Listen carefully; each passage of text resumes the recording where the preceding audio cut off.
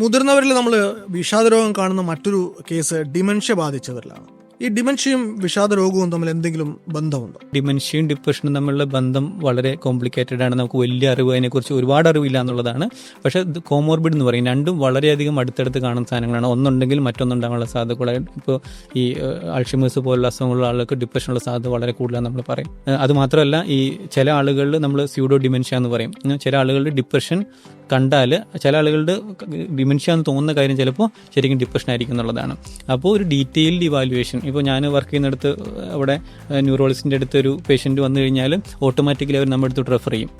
അപ്പോൾ കാരണം സൈക്കോളജിക്കലായിട്ടുള്ള എലമെൻറ്റ്സ് അതിലുണ്ടോ, അതായത് പ്രായമാവുന്നതിൻ്റെ ഭാഗമായിട്ടുണ്ടാകുന്ന ഓർമ്മക്കുറവുണ്ട്, ഡിമെൻഷ്യ പോലുള്ള കാര്യങ്ങളുടെ തുടക്കക്കുറവായിട്ടുണ്ടെന്ന ഓർമ്മക്കുറവുണ്ട്, ഡിപ്രഷൻ പോലുള്ള കാര്യങ്ങൾക്കുണ്ടാകുന്ന ഓർമ്മക്കുറവുണ്ട്.